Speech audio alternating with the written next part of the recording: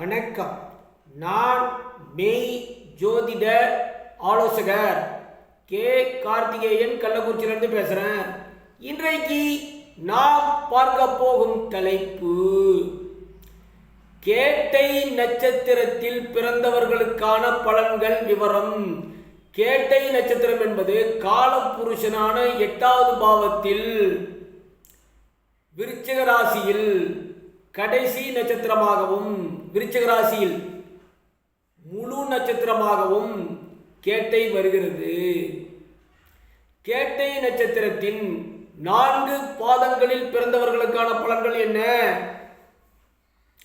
முதல் பாதம் இலக்கண இலக்கியங்களை, அதாவது இலக்கண இலக்கியங்களை தெரிந்து கொண்டு எழுதுவதில் வல்லவன், நல்ல எழுத்தாளன்.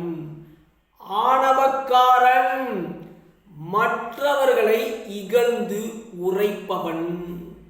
உடல் பொலிவு உடையவன், விளையாட்டு செயல்பாடுகள் கொண்டவன், களிப்புடையவன். இதுவே கேட்டை நட்சத்திரத்தின் முதல் பாதத்தில் பிறந்தவர்களுக்கான பலன்கள். கேட்டை நட்சத்திரத்தின் 2ஆம் பாதங்களில் பிறந்தவர்களுக்கான பலன்கள் என்ன? இசையில் ஆர்வம் உடையவன், சொற்சாதுரியம் மிக்கவன், மற்றவர்களால் போற்றப்படுகின்ற கொடை அளிப்பவன், சௌக்கியமாக வாழக்கூடியவன், புலன் இன்பங்களை தடையின்றி நுகர்பவன், விழிகளில் வியாதிகளை உடையவன், அதாவது நெஞ்செழுத்தக்காரன், வியாதி அஸ்தன். இதுவே அனுசம் நட்சத்திரத்தின் 2ஆம் பாதங்களில் பிறந்தவர்களுக்கான பலன்கள். அனுஷம் நட்சத்திரத்தின் 3ஆம் பாதங்களில் பிறந்தவர்களுக்கான பலன்கள். அங்கேதான் விழிகளில் வியாதி உடையவன், பசு முதலிய கால்நடை செல்வங்களை பெற்றிருப்பவன், சண்டை மூட்டி விடுபவன், கீழ்த்தரமான சிந்தனை உடையவன், அடுத்தவர்களுடைய பணிகளை தனக்குரியது போல் கருதி சொற்பமாக செய்யக்கூடியவன், சாந்த சொரூபன்.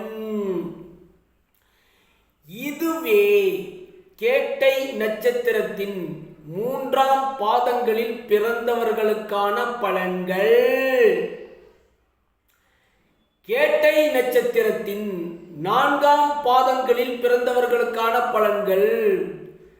சண்டை சச்சரவுகளை மூட்டி விடுவதில் அலாதி பிரியமும் அலாதி ஆசையும் கொண்டவன், சட்டென்று சீரக்கூடியவன், கபடதாரி, கொடுமைகள் செய்யக்கூடியவன், தன் இனத்தின் பெருமைகளையும் குடும்பத்தின் பெருமைகளையும் தன் குலத்தின் பெருமைகளையும் பேசிக்கொண்டே இருப்பவன். இதுவே கேட்டை நட்சத்திரத்தின் 4ஆம் பாதங்களில் பிறந்தவர்களுக்கான பலன்கள். சப்ஸ்கிரைப் பண்ணுங்க, ஷேர் பண்ணுங்க, பெல் ஐகானை கிளிக் பண்ணுங்க. இந்த வீடியோவை அனைவருக்கும் சென்று சேருங்க. நன்றி, வணக்கம். வாழ்க வளர்க, அனைவரது வாழ்வும் சிறக்கட்டும், அனைவரும் மகிழ்ச்சியாக இருக்கட்டும். நன்றி.